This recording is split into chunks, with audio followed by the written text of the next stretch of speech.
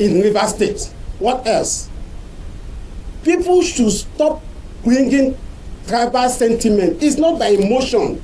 It's to look into the allegation one by one and check if there was any infringement on the Constitution. So it's a constitutional matter. So I stand by what I have signed, and I still stand by it, and I still stand by it. So I thank you, and I call on the good people of Rivers State to highlight around the assembly. Well, you heard some of the lawmakers vowing to continue with the process. To be clear, that was yesterday, just before the State High Court in Oyigbo local government area eventually issued that court injunction telling the House members to halt the process against Governor Similai Fubara. Now, they had urged the Chief Judge of the state to set up a panel to investigate allegations of gross misconduct, subversion of democracy against Fubara and his deputy. It was actually a unanimous vote vowing to continue with the impeachment process. It's actually interesting because some of the lawmakers initially said they were no longer part of the process, urging the House to look at ways of resolving the issues amicably. It's quite interesting how things have turned out in Rivers State. It started about 2 years ago with the defection of those lawmakers into the APC, and then the demolition of the State Assembly complex by the state governor. Eventually, we saw the governor presenting the budget to about 4 lawmakers in the government house. Then we saw the president intervening by signing that peace deal between both parties. Eventually, things escalated again. A state of emergency was declared. The governor returned. Now the impeachment threat is back again. So it looks like the Rivers story is a never-ending one, actually. We're expecting our guests to join us this morning, Chief Nia Kintola, SAN. But in the meantime, let me bring up our in-house analysts. We have Professor Emi, Professor of Political Science, University of Ibadan. Prof, good morning, sir. Great to have you. Yeah, good morning. It's a pleasure to be on the podium this morning. We look forward to a very lively discussion. Good morning, Barrister, and then good morning to Nigeria. Right. Barrister Yomi Ogunlola is also our panelist as well. Barrister, good morning, sir. Great to have you. Hello, Barrister. It appears his connection is unstable. Barrister, if you can hear me. Right. Okay. Let's begin the conversation with Prof as we await Chief Akintola to join the. Okay, Barrister, are you back now? Keeps going off. Looks like it keeps going off. All right.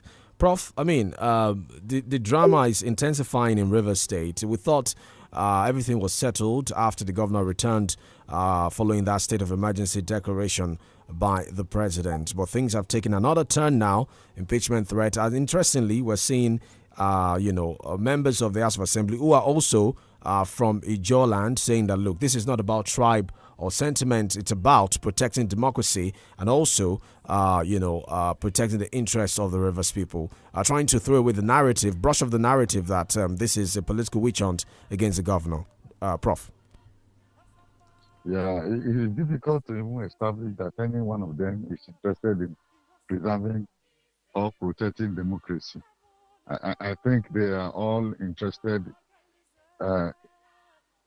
in what they are going to get from the process. And until they reach some kind of consensus, it's going to be difficult for peace to return to Rivers State. Now, remember also that the tragedy of Rivers State is that it's not an internal crisis to the state. It has been extended.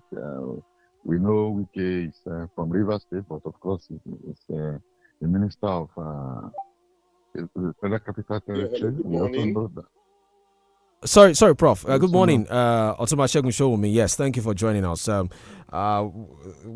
you so much for being a part of the podium. As you know, it's a panel discussion. So Prof was also weighing in on the Rivers issue before you joined the call. So please stay on the line so that Prof can finish the line of thought, and then we'll come back to you, sir.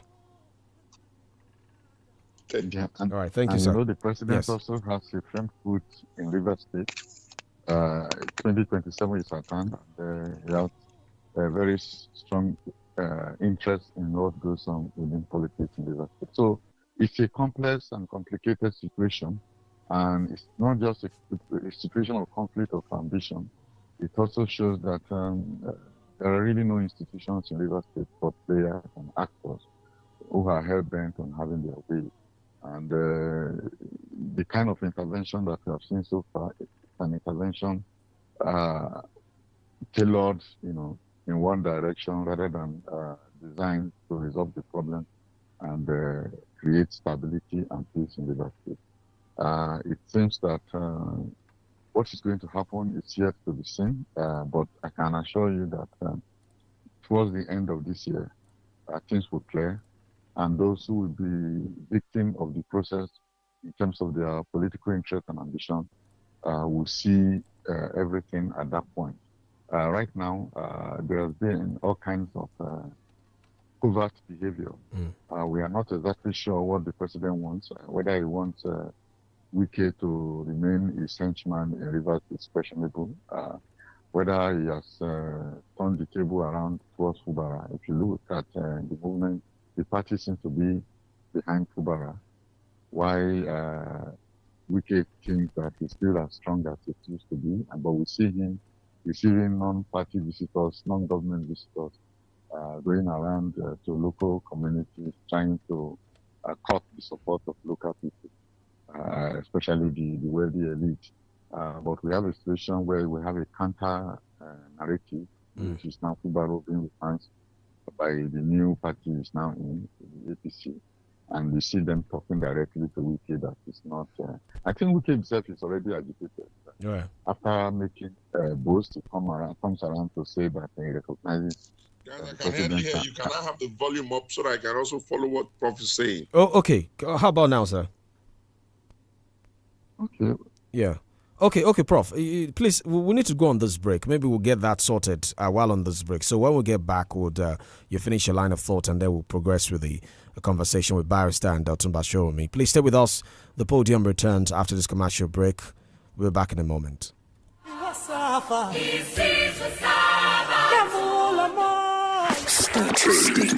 Stay tuned to 32 FM 94.9. Attention, dear listeners.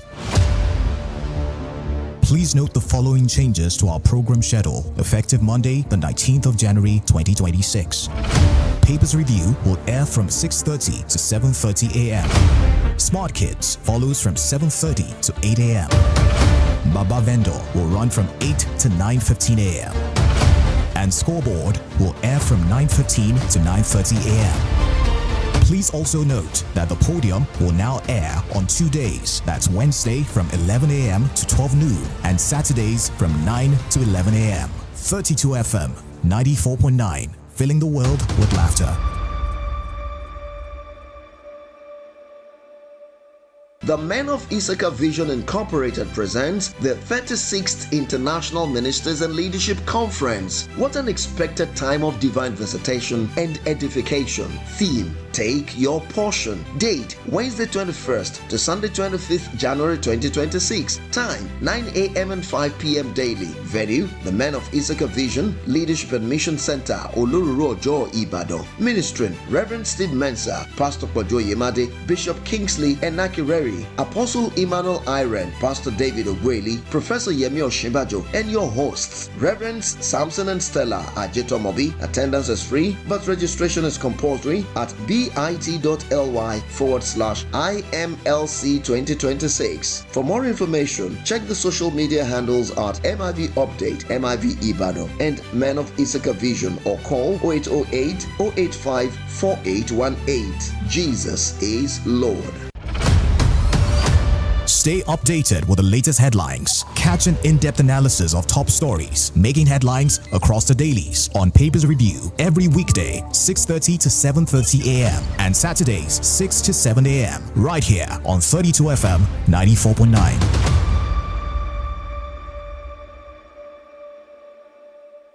Win from over 80 million naira in cash and exciting prizes in the Golden Hunt promo. This promo, there's no need for advert anymore. Because my mom alone can hunt down any gist. How much more 80 million naira in prizes with the whole family involved? Naija, let the Golden Hunt begin. Just buy any Golden Morn Golden Hunt 30 gram or 45 gram promo pack. Look inside for a unique code and dial *8011*1# for a chance to win big. Promo ends April 15, 2026. Golden Golden Morn. Make every day golden. ìjọ Kristi ń tẹ̀lé ọ̀rọ̀ rẹ̀ ohun tó bá sọ láòwì ibi tó ti dákẹ́ àwa náà ó sì dákẹ́ àṣẹ tí Kristi bá pa là ń tẹ̀lé nínú ìjọ rẹ̀ tí í ṣe ìjọ Kristi ìjọ ti májẹ̀mú tuntun tó ti wà kí ìyapa tó bẹ̀rẹ̀ ìjọ tó bẹ̀rẹ̀ lọ́jọ́ Pentecost ní ìṣe àwọn àpòstélì orí kejì ìjọ àwọn onígbàgbọ́ tó ń tẹ̀lé ẹ̀kọ́ àwọn àpòstélì àti òfin Ọlọ́run láì fi ìyìn rere ṣòwò ikùn ara ẹni ìjọ Kristi ó mọ mú ìyìn rere Kristi wá sétí ìgbọ́ yín níkànnì yìí 32 FM 94.9 bẹ̀rẹ̀ látọjọ́ Sunday ọjọ́ 14 oṣù kẹsàn-án tá a wà yìí láago kan ọ̀sán gẹ́gẹ́ èyí ni ìyìn rere ti Kristi gẹ́gẹ́ bí Bíbélì mímọ́ ṣe gbé kalẹ̀ fáwọn ọmọlẹ́yìn rẹ̀ láti tẹ̀lé láì fi kún tàbí yọ kúrò ọ̀rọ̀ Ọlọ́run tó yè kooro láì lábùlàlẹ̀ yìí ẹ má gbàgbé o ní gbogbo ọjọ́ Sunday látọjọ́ 14 oṣù kẹsàn-án tá a wà yìí lẹ́tọ̀ yóò mọ wáyé ní déédé aago kọ̀ọ̀sán níkànnì 32 FM 94.9 ẹ darapọ̀ mọ́ wa. Imagine this, you're listening to the radio, the phone rings, it's you calling in, your heart's pounding. As I ask, what is the capital of Azerbaijan? Baku! Your answer is correct. 4 more questions, each one tougher than the last. Final question. How many sides does a dodecahedron have? Yes, you have just won 5,000 naira. This could be your child on the Smart Kids Show. 5 questions, 5 subjects, 5,000 naira. Don't let your child miss out. Tune in every weekday, Mondays through Fridays on 32 FM 94.9, 7:30 to 7:55 a.m. Join the Smart Kids team. This show is for kids between the ages of 5 to 11.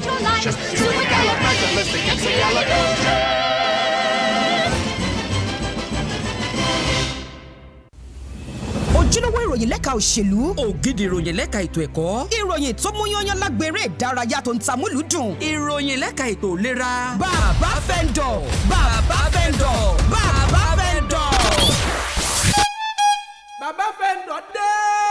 ìròyìn bàbá fẹ́ńdọ̀ lẹ́wọ̀n máa gbọ́ báyìí bẹ̀rẹ̀ láago 8 òwúrọ̀ sí 9 kọjá ìṣẹ́jú 15 lójoojúmọ́ nípa ní 32 FM 94.9 fẹ̀yìn ẹ̀. ọjọ́ sátidé láago 7 sí 8 òwúrọ̀ tẹ́ ẹ ti ń jẹ ìgbádùn ìròyìn bàbá fẹ́ńdọ̀ náà ló wà. bàbá fẹ́ńdọ̀ dé. Start your day and have a good time. Kivo Creamer. And when you need to have the break time. Kivo Creamer. If not tea, Papa Garita. Kivo Creamer. Kivo Creamer. Mariaba lawan salam oṣù ìkéde Ramadan. Ahlan wa sahlan famarhaba ya sharral karim. Oṣù bùkún oṣù àforíjìn oṣù Ramadan máa wulẹ̀ máa rọra oṣù tí Ọlọ́run Ọba Allah sọ wípé gbogbo ẹni bá ṣe dáadáa kan níbẹ̀ òun yóò san ní ẹ̀san lọ́pọ̀ nínú iṣẹ́ ládá tí ẹ̀dá tún lè ṣe tí ládá ẹ̀dá ó tún fi tẹ̀sùn lọ́dọ̀ Ọlọ́run Ọba Allah ó ní kí ẹ̀dá ó máa ná nínú tí Ọlọ́run fún lóore sójú ọ̀nà tọlọ́run kí ládá tèmi tìrẹ lè tún tẹ̀sùn lọ́dọ̀ Ọlọ́run Ọba Allah pàtàkì jùlọ nínú oṣù Ramadan ìdí nìyí tí ìkànnì 32 FM 94.9 tá a kalẹ̀ ká sájà kan kókó ọ̀zùgbẹ̀ nílẹ̀ Ìbàdàn fi ṣe àgbékalẹ̀ àwọn ètò ọlọ́kan òjọ̀kan tí a lè ṣe onígbọ̀wọ́ rẹ̀ nínú oṣù Ramadan yìí láti jẹ́ kí ládàá tiwa náà tún kún kẹ́kẹ́ lọ́dọ̀ Ọlọ́run Ọba àwọn ètò tí a lè ṣe onígbọ̀wọ́ rẹ̀ bíi wáàsí ọlọ́gbọ̀n ìṣẹ́jú oníṣẹ́jú 15 oníṣẹ́jú 10 àti oníṣẹ́jú 5 bẹ́ẹ̀ náà ni ìrun pípè lọ́lọ́kan òjọ̀kan àti àwọn ètò kíní àti ètò ìpolówó ọjà lówó tí ò gajara lọ fún ẹ̀kúnrẹ́rẹ́ àlàyé ẹ̀lọ́ Ali ní 081 43 38 0224 Yusuf 080 53 56 11 31 Ramadan ọdún yìí kò ní jẹ́ àṣemọ fún wa o Allahumma àmín. àwọn tí tún dòde oṣù Ramadan mọ́rí abá. báwo ni òkú ṣe ń sọnù ní dìpátímẹ́ǹtì yín gan-an pàápàá. bókù ṣe ń sọnù à ń san oúnjẹ ni. Adébíyìtẹ́ o ọba Adébíyìtẹ́ o kádépẹ́ lórí kí bàtà pẹ́lẹ́sẹ̀ kẹ́ ló lẹ́yìn pẹ́ ọba Adébíyìtẹ́ o. sinimá lórí ìkànnì 32 FM 94.9 kí ìrìn jíǹgbìn wọjà ayọ̀dún ayọ̀ ṣẹ̀ṣẹ̀ṣẹ̀ àsìkò tó wà yìí o láti máa jẹ̀gbáládùn ètò àràmàǹdà tí ń ṣàfihàn sinimá àgbéléwò Yorùbá Nollywood lédè Yorùbá pọ́nbélé ẹ jẹ́ sọ̀rọ̀ nípa ẹ̀ ẹ jẹ́ yànnàná ẹ̀ kádẹ́jàmọ̀ yàtọ̀ sẹ́jà àwọn òwòlẹ̀dá ìtàn àwọn òṣèré wo ló kópa nú ẹ̀ báwo ni wọ́n ṣe kópa ṣé wọ́n fakọyọ àbí wọn ò fakọyọ ẹ máa pàdé Waheed Ìṣọ̀lá ọ̀rọ̀ lábẹ́ pírẹsẹ̀ntà lọ́jọ́jọ́ Ẹtì Friday ni ó máa wáyé báyìí o láàrin aago kan sáago 2 ọ̀sán lórí ìkànnì 32 FM 94.9 sinimá àgbéléwò Yorùbá Nollywood tó jáde lọ́sẹ̀ yìí àwòjọ yànnàná ẹ̀ ni. àṣejù ní ká gbé sí rédíò mi 32 FM ti wà òkè. 32 FM 94.9. Welcome back. The Podium on 32 FM 94.9. If you're just joining us, we started the conversation with a look at the drama unfolding in Rivers State, and Prof was just giving his take on the matter before. 𝐶𝐈𝐒 𝐂𝐿 joined us on the conversation. He's a founder of the alternative movement. Barrister Yomi Ogunla is also with us this morning, as well as our in-house panelists. So I'll go to Prof now so we can finish line of thought, and then we'll continue with the conversation. Prof? Yeah, I think the point I was trying to make is to say that the president is now firmly in charge of the situation in terms of the outcome eventually. And it is the interest of the president that will eventually decide. Given the fact that Fubara is now in the APC, I think he enjoys a very different status from what the kind of status he enjoyed before the emergency rule was declared. So what is going to be the outcome will eventually unfold as we get closer to the election period. All right, certainly. Okay, I think I wasn't able to welcome Barrister properly earlier because the connection was on and off. Barrister, good morning. Oh, Toba, good morning. Morning, sir. Morning, Prof. I also see that my brother is already with us. Yes. Show me. Yes, certainly. It's Yes. so nice of Yes, it is. Yes. Yes. Gentlemen, for some reason, I can't seem to hear you all very well. I'm excited. I like this panel. The law, I greet you, Prof. I greet you. We're used to ourselves. Well, yeah, let me be Let's hearing. go. Adjust the volume. Yes, we will. Certainly.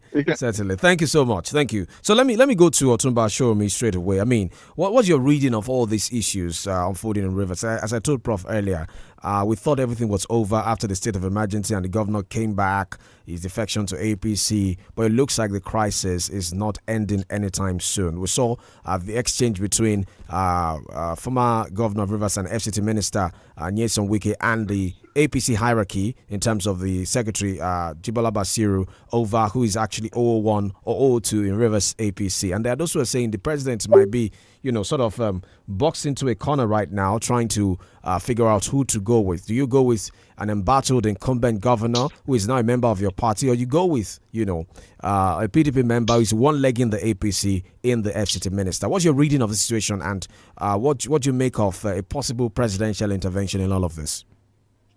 Thank you very much. I'd like to say it's a pleasure to be here. Let us be let's go back a bit so that we can look at the underlying cause of the challenge there. Whatever it is that we see playing out in Rivers, at the heart of this challenge are about four things. The first is, what do we interpret to be the leadership structure of political party vis-a-vis the leadership of a government? We have made the very great error, and we have run it to the end now, when during the Obasanjo time, we modeled it up and made elected high-ranking, either president, governor, or local government chairman, become the leader of political parties. What that has created is that the characteristics of leadership was always changing depending on the characteristic of somebody who has only a limited time in office. The second problem on the table there is the peculiarity of the energy of Rivers State politics. Anybody that is governor of Rivers State sits on a lot of money and sits on a lot of energy. When Odili was governor in Rivers, he was a very popular governor across Nigeria, and he had the capacity to do and influence a lot. When Rotimi Amechi was governor, he had the same capability and ability. When Governor Nyesom Wike was governor, he actually expanded that ability to a level that is above all of the ones before him. Unfortunately, they have given the governorship of Rivers State to a child whom, in my opinion, the government is too big for. The third problem on the table is that there is no part of Nigeria, no governor in Nigeria who does not understand that the management of the House of Assembly is critical to the stability of government powers at that level. Because the concept of democracy, multi-party, parliamentary, or whatever type of democracy, our own being presidential, carries with it that the legislator is actually the king. You can call them rubber stamp, you can call them whatever you want. Once the legislator is not sitting well with you, you will have a problem. The fourth and the final reason is the recurring decimal of people who don't keep their own part of an agreement. Whatever it is that would have produced a Fubara presidency, that president, governor, sorry, beg your pardon, there would have been some agreements between them which we are not privy to. The inability to maintain the sanctity of what we have agreed to created the original problem. Then they also got themselves into a situation where the president intervened with them twice. Their inability to manage themselves and keep agreement again broke it down. I can add to it for you because I'm aware. The vice president also, before the president had sat on that conversation quietly, Fubara doesn't seem to have the capability to keep agreement. The final straw that broke the camel back is that they actually went all the way to the Supreme Court, and by the judgment of the Supreme Court and the very harsh language of that judgment, it said very clearly, no government or governor is expected to run the state without an appropriation bill, without an assembly, without a budget, or without the validation of even so-called ministers via the, what they call it, the screening that they do in an assembly. Every box that borders on how to run government has been broken in that place. Yes, I consider that a lot of people are very unhappy with Wike for whatever reasons. Most of their anger with Wike has now been transported into a reason to give a victim badge to a governor, one among 36, who seems to be saying that all other governors in Nigeria don't have to respect the assembly. Now, they have gotten themselves into another situation. After the last one that they did, if they go to each other's houses and break bread and people work hard, I know some governors who work very, very hard to resolve the last problem. They took away the state of emergency, and where are we now? Well, bottom line, since you've asked me to advise the president, I will just say very clearly, there are two things a leader must think about. One of them is that the leader must be careful that whatever decision he takes can be copied and can become precedence. He has to take a decision that he thinks he can live with. The second thing the leader must worry about is that the leader must understand that the legislator, however much you want to persuade them, they are the ones that are embedded with the authority to do things like this. If there was no opportunity for an impeachment, it won't even exist in the Constitution. The third thing a leader must worry about is that a leader must do what we call the value proposition of each of the sides. And when you are doing that value proposition, don't get yourself excited by people who just talk and cannot influence anything. It will be very funny if you lose someone who has the capability to influence things for you across other platforms only because of some guy who obviously you yourself must have seen has no capability to even manage the place. Any man who cannot stand the kitchen should get out of the kitchen. And I think even Wike himself will be blaming himself so badly for a misjudgment of people. Because at the end of the day, there's nobody that can be governor without help. And when you get help, you're not going to be the first one to have issues with your chairman or with your predecessors. Ganduje was the vice president, was the deputy governor to Kwankwaso. They had their issues within. Kano did not become an unrulable space. Udom Emmanuel was produced by Akpabio. Yes. For a very long time, Akpabio and him did not get along. That did not stop Udom from carrying out the responsibility of governor. Anybody who takes the burden of being a governor must be able to govern and use the opportunity of that authority to govern.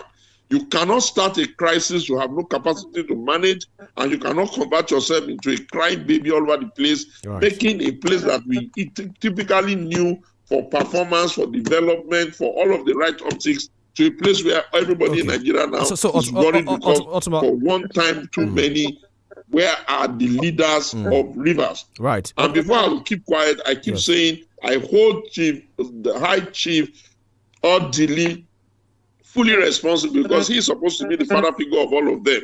Odili produced Rotimi when Rotimi and Wike were quarreling, or he couldn't stop it. Odili produced Wike when Wike and Rotimi were quarreling, he couldn't stop it.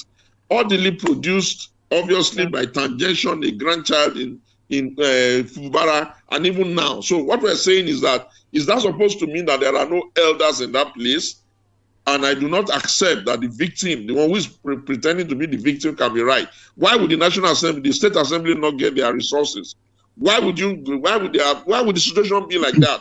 Why would you pretend? Why would you carry on as if you have powers that you don't have, or you want to fight a battle you can't fight? Right. Anyway, I wish them luck. Right. Our desire is for them to cool down and get the River State to work, manage themselves until they get to the hurdle of taking ticket, and let anybody who gets a ticket. If you don't get ticket in the party, you can. If you think you are very popular, you can try your luck elsewhere. Right. And if you can win, you win squarely. And if you cannot win, that's it. Okay. But we cannot have a situation in the country where one of the assets in the nation that carries significant economic asset for Nigeria will be so unstable. Right. Otumba. Not the only rivers in Nigeria. Yes. Thank you. Thank you so much, Otumba. Just a quick follow-up. No, there are those who are, I understand your line of thought. You know, it looks like you're saying Fubara started a fight he didn't have spine for, and this is why things have, escalated to this level. But there are those who look at it from a larger picture of godfatherism in our politics in this country. You know, they say this is an evidence of how those who are not elected by the people want to control the resources of a particular state. That's what some people are angry about, and that's why some people tend to blame Wike in all of this. They say, look, leave River State alone, leave Fubara alone, let him govern the state. You're already an FCT minister in the cabinet of the federal government. So I just want to get your take in terms of godfatherism. Is it our reality in this country? Yes. The question of godfatherism, the underlying issues there is that we have made ascension to political office expensive. And we have also made it to become a play for a certain set of people. The vast majority of the people who can weigh in are not interested. Now, when you have that kind of small space and you need that kind of humongous amount of money, somebody has to back somebody. Somebody has to peddle influence. Somebody has to push. It's like saying you want to be governor in Lagos and you don't have the binding of the now president, even when he was not president. If you want, that's how the cookie has crumbled. There will be an occasional outlier who can come from outside and get it done. Or it's like saying Peter Obi would have been governor in Anambra without Ojukwu. These things have become our own culture. We must understand that management of ourselves, including the so-called godfathers, is part of the duty of a chief executive. You are not governor of only your friends. You are governor of your friends, your enemy, your godfather, your godchildren, your godmother, the people that go to church, the ones that don't go to church, the Muslims, the non-believers, the youths, the old. You are supposed to govern all. And it becomes even more annoying for Fubara because don't forget that this guy was the, accountant or whatever, the chief accountant of the place. Yes. Now, if you have been working with a man when he was governor, do you know the amount of psychophancy Fubara would have been showing for Wike to even believe that, okay, let's give this one so that we can solve the problem of Riverine, Upland, and Diamond? Why would you be coming to the table to pretend as if you are dealing with a stranger you don't know? Right. Okay, let's go to Barrister now. Barrister? Yes. Right. Thank you very much, Toba. You know something? I wholeheartedly adopt the submissions of my brother, Kegun, as mine, because I don't see why the problem linger. First, let me thank Mr. President for showing the president he laid in Lagos that they can resolve the crisis in River through and out of court. Let me thank the president for that.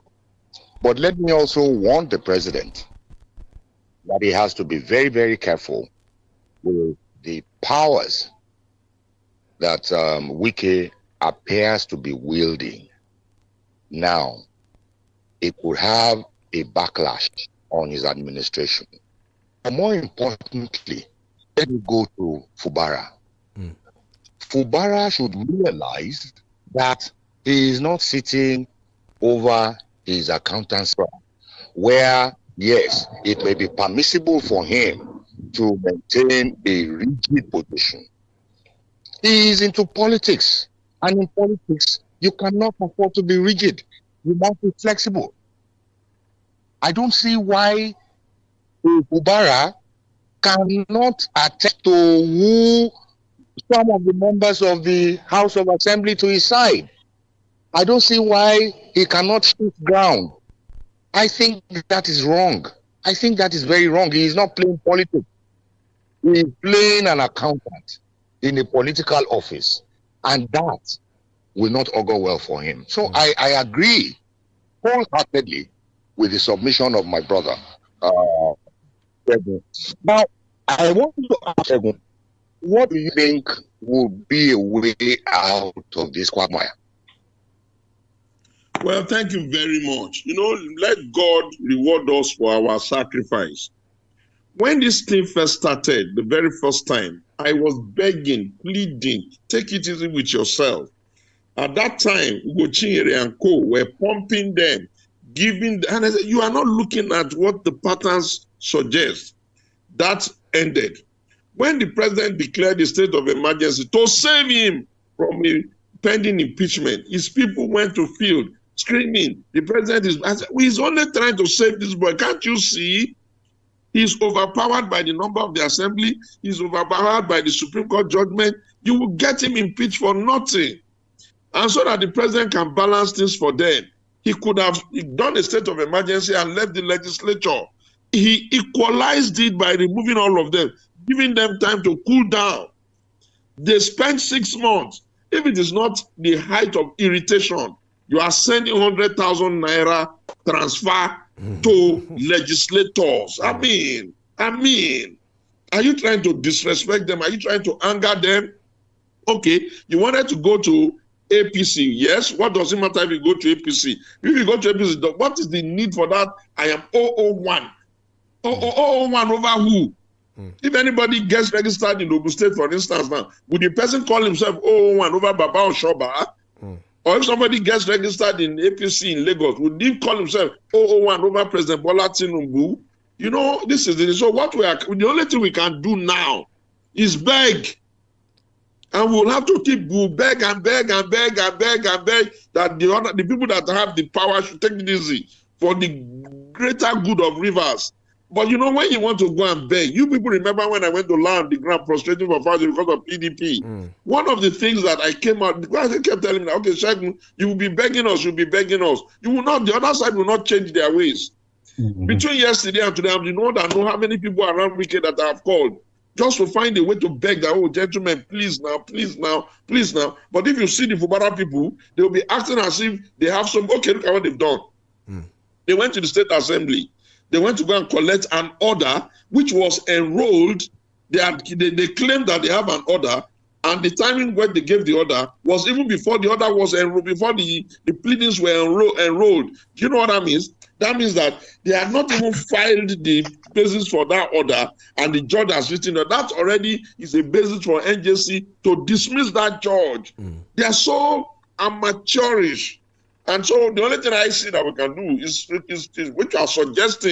which we have been suggesting is, look, rapprochement. Let us beg. Nobody outside the State Assembly has power inside that assembly. Even if you delay it, do you know the amount of destabilization you cause that you cannot work just because you don't have a harmonious relationship? Any governor that considers himself a performer, if his assembly starts having problem with him, he is in trouble. The kings are not as important when it comes to a governor. The leaders of the state are not as important. Even the president is not as important. The most important, if you like, small devils you must manage are your assembly, because that's how this thing is designed. In America, when Monica Lewinsky matter took place, Clinton was impeached. Their own system does not allow them to say, okay, he can be impeached, but he doesn't have to vacate. But the point I'm making is that any assembly knows, anybody that understands anything as democracy knows that we put an assembly there to check and oversight the governor. We are not running a monarchy. We are not running a dictatorship. Fubara needs to get that through his mind. This Wike is just bending the issues. You may have issues with Wike. How did you end up having issues with your assembly?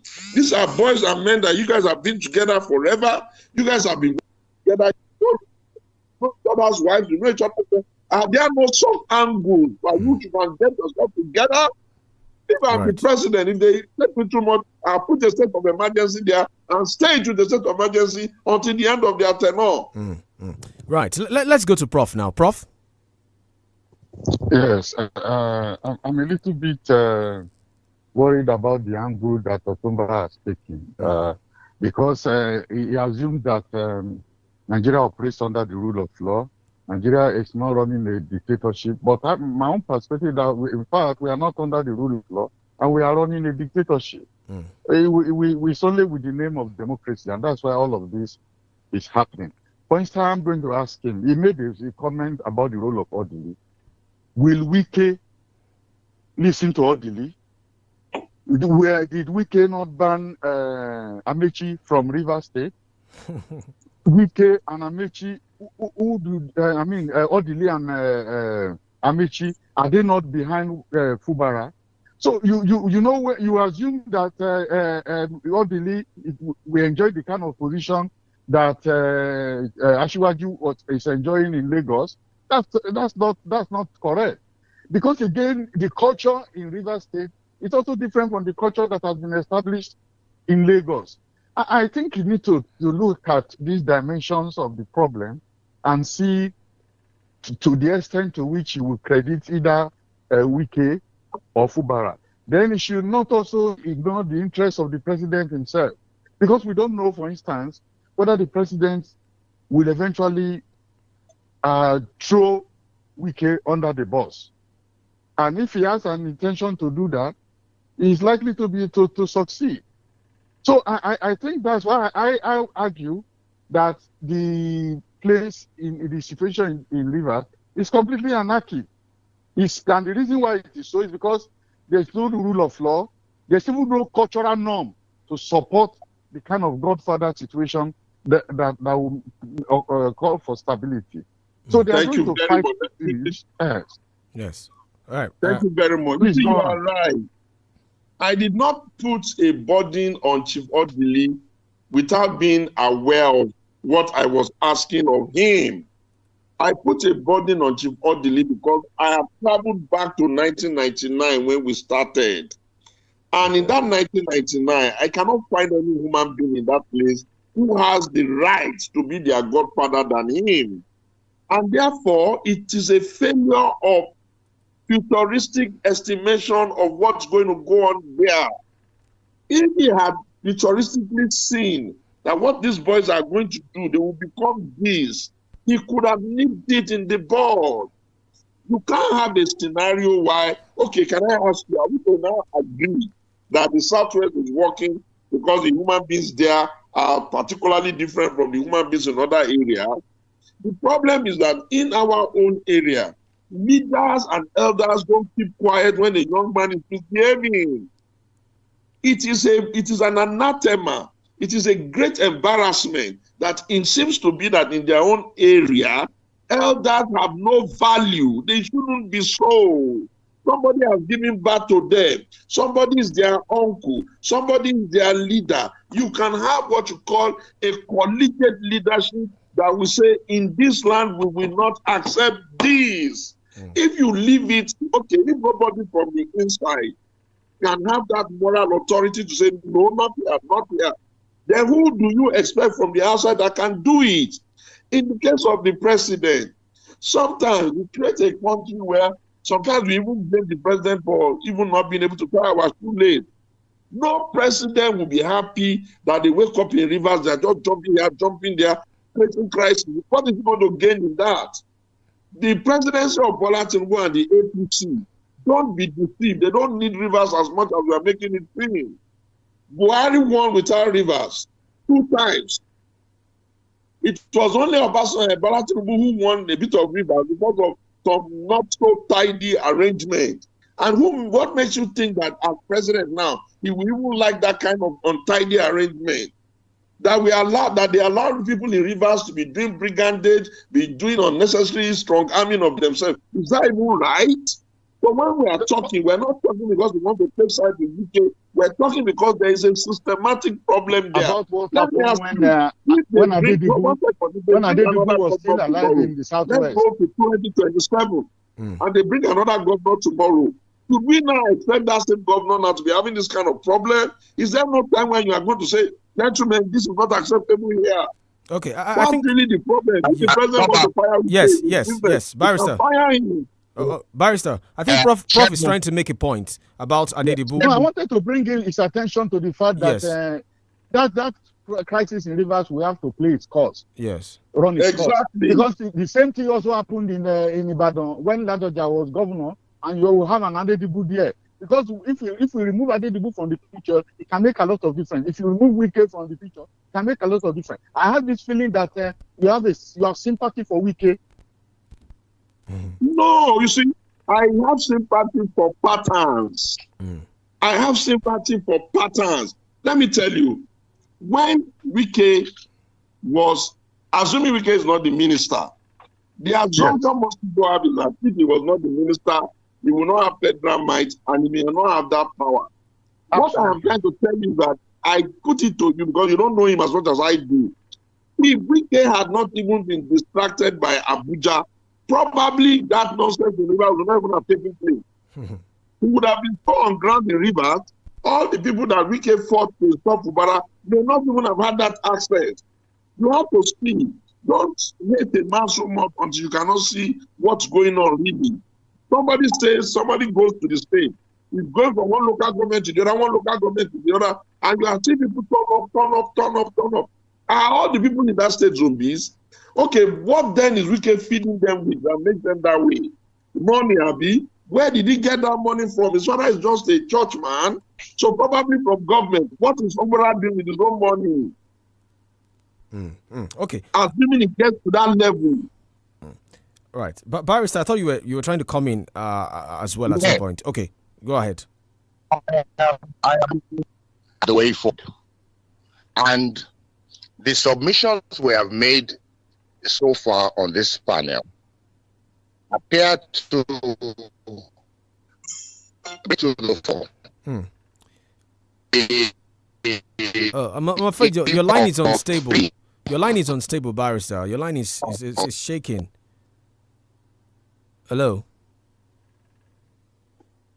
We are really eager to hear from you. I don't know. Your line is your line is unstable. Can you hear us now? Oh. In fact, it's network is rolling. So yes, I think it's offline. I think it's offline. Okay. Hello, Barrister. No, it's still not back. I think it's still offline. I think it's still offline. So let me just make it okay. Look, all right. Okay, imagine we're in Oyo now. Yes. By what magic you say, imagine them managing his own assembly. Everybody knows that one of the biggest responsibilities of the government is to manage his assembly. You want to beg them, you want to bribe them, you want to cry with them. It's your business. Your ability to govern effect. Imagine if the president was not managing the Senate and the House of Reps. They will impeach him. Even the president, the almighty president, if he does not manage the House of the State and the National Assembly and does not manage the Senate, he will be impeached. I'm not the one who invented the playbook. That's how it is. Okay. What you people want the president, if I can think, maybe the president should fire Wike. I wish the president would, so you would even know that it doesn't really affect the issues in rivers. We go there to campaign. We know these people. They know us by name and by voice. Otumba. Otumba, imagine this scenario. The president sacks Wike and then the EFCC is after him. Will he have now, what you're saying is that in that case, you are saying that the president will sack Wike and the president will help you to kill him. No, but we've seen it happen before. No, wait now. If the president wants to sack Wike, wait now. You want the president to sack Wike, and at the same time, I'm just speculating. There is no law in the country today that says that EFCC cannot arrest Wike. Okay. Wike does not enjoy immunity. Ministers don't enjoy immunity. Okay. Yes, the time has not come, probably. Okay, Otumba. There's a lot to unpack from the Rivers situation. There's a lot of angles to also look at as well. And on the issue of godfatherism, you've talked about how it looks like our reality in this country. And I believe that the point some people are making against Nyesom Wike is that, look, you are in the government of the APC. You claim to be a member of the PDP. The PDP is in crisis. In fact, some people are blaming Wike for the crisis in the PDP. I don't know if you caught Governor Shemakind's media chat about a month ago, where he talked about the engagement with the president, where he talked about how Nyesom Wike, according to him, is trying to scuttle the PDP. So, looking at all of this, would you say that it is wrong for people to blame Wike for the crisis in Rivers? Looking at how the PDP has turned out, looking at what played out after that convention when his faction went to the Wadata Plaza, Governor Bala Mohammed and Shemakind's faction also went to Wadata Plaza. As it stands now, we don't even know which of the groups will be able to conduct primaries. Yes. Now that you have dragged it into the PDP issue, let me try and unpack that for you. Yes. The People's Democratic Party of Nigeria is one of the legacy parties in this particular republic. The main challenge that party has is the kind of attitude that they operated under, that we operated under for a long time. You know what that attitude is? The PDP, by virtue of its coming to power, has created a culture of one man funding, one man giving instruction. Never mind that you are seeing that of Wike now. There is a little Wike in all of them.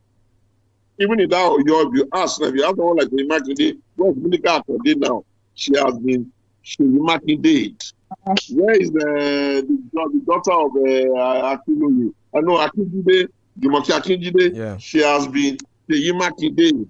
So what I'm trying to show you is that we created that wrong culture of this one man being the one that is funding, the one that is giving order, the one that is doing unity needs. And when Wike was doing it, they were all clapping. They were clapping and enjoying it until it got to the point where Wike has now become so much larger than life. And Wike's role in PDP became increased by the mere fact that he ran for president and created, if you want to be president, you have to create structure in all the 36 states. So a cell of his own structure, which he funds and he helps and he supports and he does dig up for, will stand with him. This thing is called politics. It's more difficult than PhD in mathematics. Because at the end of the day, let me tell you what's happening with us in the party now. Our saving grace for PDP is one. I have to find, God help me, find a way to reconcile Wike and Iyimmakinde back. If God helps me to reconcile them and they can just sit down in the room and decide the things they want to decide together, then we can go to the Court of Appeal and come out. They want to come out of the Court of Appeal, the party is back. What we are suffering for, forget about what's that guy, Bala Mohammed, that has no capacity. The people that have capacity in PDP is Iyimmakinde, because he's a marketable fellow and he's a little bit strong, and you have Wike. Now, when the both of them are not on the same table, it's a problem. Now, tell me, am I the one that started their quarrel? Now, we have to find a way now to bring them back and say, look, Sheyi, yourself and Wike, you are brothers, go and resolve it. Wike, yourself and Sheyi are brothers, go and resolve it. We are not going to destroy a party of something here because both of you are angry. Go and find a way to stop the problem. Otumba, share it among yourselves. Yes. Take the team, take the whole expo, do it anything you want to do, but just make sure that the party survives. Otumba, if you're talking about resolving the crisis, who are you looking towards? Because the likes of Chief Bode George, already took a side. Bode George is too old. He's not saying that, but he's not getting himself involved in what he does not have capacity to influence. This thing belongs to the younger generation. It's between Iyimmakinde and Wike. The two of them can resolve it. Because at the time before the convention, the people like former governor of Kwara State, former Senate President Bukola Saraki advised those who wanted to organize a convention that they should put in place a caretaker committee at that time. Maybe if they had heeded advice, do you think would not be in this, the party would not be in this quagmire that it is right now? I offered the same advice before Chiyi, before Saraki. I tried to tell them, breaking it down into pieces that, look, there are going to be legal consequences. Our challenge in the Ibadan Convention is not that we did the convention. It's not even the problem of the quality of the man that emerged. Our problem with Ibadan is that there were two substitute court judgments, that of Omotosho and that of Lifu. No court in the world is going to accept that you can do things notwithstanding the judgment. And you cannot have two judgments against one and say that one will run. You don't have a judgment of the state high court that does not bind INEC and be playing games. Couldn't you just have postponed the deal? Otumba, please hold that thought, sir. Please hold that thought, sir. We need to take this break. We need to take this break, sir. Yes. We need to take this break, sir. Please hold that thought, sir. We'll be back in a moment. Do stay with us on the podium.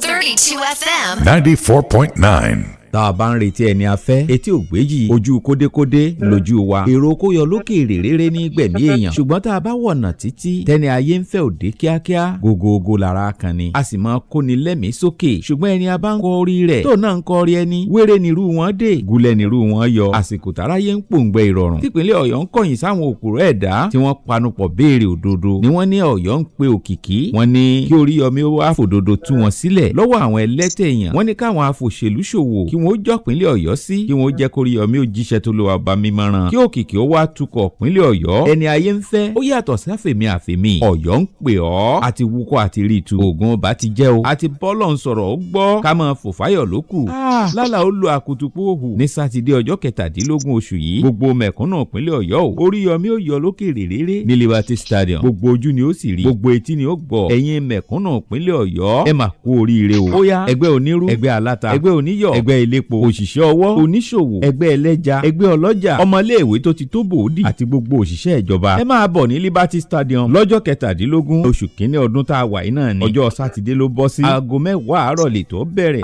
máa rí Oríyọmí àgbà láti díje ayé mẹ̀kúnnù mà ti dá o ìgbà mẹ̀kúnnù ó dùn yàn gbà gbogbo ẹni tó bá nígbàgbọ́ nínú pé Ọ̀yọ́ sì lè dá ẹjẹ́ àpàdé ní Liberty Stadium lọ́jọ́ sátidé ọjọ́ 17 oṣù tá a wà yìí Oríyọmí òkìkí ọmọ Amusa káàbọ̀ ṣe dáadáa lóde ọjọ́ náà làá mọ̀ ta lóríyọmí ń kérò jọ fún gan òun fúnra lára rẹ̀ ni àbẹ́lòmíì sẹ́nitọ̀ ni àbírẹ̀ àbóǹgangan ló ṣe tán láti ṣe gómìnà ìpínlẹ̀ Ọ̀yọ́ kó wá gbèjà mẹ̀kúnnù ọ̀dà nínú ẹgbẹ́ wò ni irú eléyìí ò ṣẹlẹ̀ rí nípínlẹ̀ Ọ̀yọ́ o má gbẹ̀yìn bẹ́ẹ̀ o kíwọ náà ó lè wà nínú àwọn tójú wọn tọrọ tẹnu wọn ó sì tó lọ́jọ́ iwájú ìpàdé di Liberty Stadium ọjọ́ 17 oṣù kínní ọdún 2026 tá a wà yìí Ọ̀yọ́ ń pè ọ́ ọmọlúàbí pọ́nbélé ohun èèyàn lóhun Ọlọ́run. máa wò mí bí mo ṣe fẹ́ yín. mo ń gbọ́ 32 FM. 32 FM 94.9. 32 FM 94.9. Welcome back to the Podium on 32 FM 94.9. If you're just joining us, we're looking at the crisis in Rivers State and the PDP as well. We have a chieftain of the PDP, the founder of the alternative movement, Dr. 𝐶𝐈𝐒 Show Me, with us on the program this morning. You can also watch us live on Facebook, 32 FM 949 Fenye. Like the video, share, and drop your comments. So, Otumba, you were making a point about the advice you gave before the Ibadan convention. Before this crisis, yes. Our major challenge is that we did not get into this problem overnight. Assuming those of them that were G5, assuming they didn't quarrel among themselves, what would have happened is that, of course, Atiku would go as he normally does. Then these G5 guys would have become the core of the, if you like, guardian of the process. And within them, if there was no break in their own core, they would have solved this problem because they are giving Atiku ticket 2 times, so we don't even owe him anything like that. Then these G5 people who succeeded in doing what they did would now have been in a position to be the central authority who build the party around. The challenge we have is that they won that right to hold the party only to start fighting among themselves. A political party is an organization where people have to agree on how to go about things. Even if 𝐶𝐈𝐒 does not want to support the president, and maybe the �WIKE want to support the president, there is a fundamental issue there which we must concede to 𝐶𝐈𝐒, which is that maybe the �WIKE want to tie down the PDP so that PDP will not produce candidates. But the parallel is that that type of mafiosi game they are playing, they would have played it the way they played their mafiosi game to do 2023, so that they would have first agreed on the inside. The PDP is suffering now from the fact that 2 strong, I'm telling you, when I'm not in Ibadan, and it can be very safe. He is very strong. Three things make him strong. One, his capacity around governance make people see him very strong. He does not have public relations baggage like most people. Makes him very strong. And he too is not without means. So that kind of person and Wike, his wife is even from Wike's place. There is no reason for them to be fighting. They are fighting now at core problem with PDP. Perhaps if Sheyi was even around, he would have been able to figure out the way to mediate between Wike and Fubara. Now tell me now, everything has become yam scatter, pepper, yam yam. Okay, I think Barrister is back on the call. Yeah, Barrister is back on the call now. Barrister, I don't know if you can hear me. I can hear you very well. Yes, please, you have the floor. Yes, good. Yes. I was going to suggest, since the submissions made so far appear to identify three principal parties in Rivers State: Odili, Rotimi, and Wike. Yep. Is it possible to get these gentlemen round the table, resolve the differences amongst them, and expect a manifestation of a resolution in the current crisis in Rivers? Well, these are all very strong personalities. And the one that is a little bit older and more matured and give all of them a chance is Odili. So sometimes we don't call his name because we want to disrespect him. It's like saying that, oh father, the house is burning and you are sleeping, that kind of thing. The person that can do it is still him. Maybe he has to get up, go and beg his son Rotimi, go and beg his son Wike, then get himself and his two sons to say, hey, where goeth Rivers? Is this the way? You all are now rich, you all are now men, and I'm getting old. You are scaring me that the rivers that we are going to leave behind will not be good. Can I beg you people, both of you, go and sit down and come up with a program that can work? And then when they come down, he will use his own fatherly authority to endorse it, and they will implement it. Because if this thing continues like this, I don't know how long Rivers will go before even the young people in Rivers begin to take the law into their own hands. If the young people in Rivers, who are the real owners of the capacity, who are the real owner of the resources, who are the real owner of the state, if they were to turn tomorrow and say, no, we have had enough, with all of the small arms in all their pocket, you don't have the Wild West there. Who is going to profit from that? So I don't know who else you can call. Because if you call a king's authority is under a local government. His gravitas is not that heavy. But there must be some persuasive moral authority. Everybody that anybody needs to know, Odili will know them. If a father does not take side in a quarrel, it makes it easy for him to resolve it. But when the father takes side in a quarrel, who are we going to carry the problem to? If Bola Tinubu, the president, resolves it, they will say, oh, because he wants second time, because he wants third time. His life and even time not in the hands of God. Right. Otumba, if you look at the okay, Barrister, go ahead. Yes. Segun, I also want to ask: is PDP dead? Because let me tell you, PDP cannot be dead. Let me tell you why it cannot be dead. Okay. You see, the asset of more than 27 years of saying pay power to the people already gives it brand and name recognition. They are in court now. By the time we come out of the Court of Appeal, let us pray to God that the President of the Court of Appeal will answer the case quickly. I've written him an open letter on that matter to let you know how hard I work. That just call the case. Check. Don't add yourself to the list, though.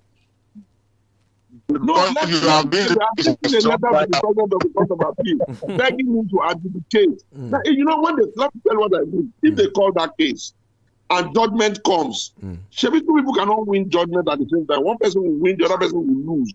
The party will rest. Then they start building around whatever it is that is left. They may not win the next election, but they won't be there. What can kill PDP is for them not to produce candidates in the next election. Because the Electoral Act and the Constitution says Any political party that does not have a victory in at least one ward must be registered. And if you don't have candidates, how would you now win in the ward? That's the existential danger. After winning the next election, they can kiss that one goodbye. Okay, Otumba, there are those who are saying that as the PDP is going through. Okay. Let's go answer what I said, though. Some people are saying there's rumor flowing out there that she wants to go this year. Do you have any information? No. I think that Governor Sheyi has completed his governorship. The only thing that is going on is how do they do succession in Oyo? In the first instance, I think it is foolhardy for every governor to be thinking that he must become somebody that can produce a successor. Sheyi must be very careful that he does not convert himself into a group of people that don't stay in one place. From SDP to this to that to this to that.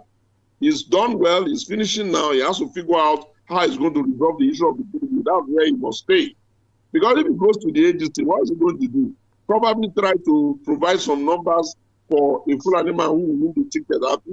He will then know how difficult the Yorubas are. When the chiefs are down, they now said they lost power because of their phone call. They imagine the ones that they are Delabus and they are Dedibus did, they've not finished it in history. So he can't go that route. Whatever he thinks he wants to do, he must try as much as possible to do to the PDP.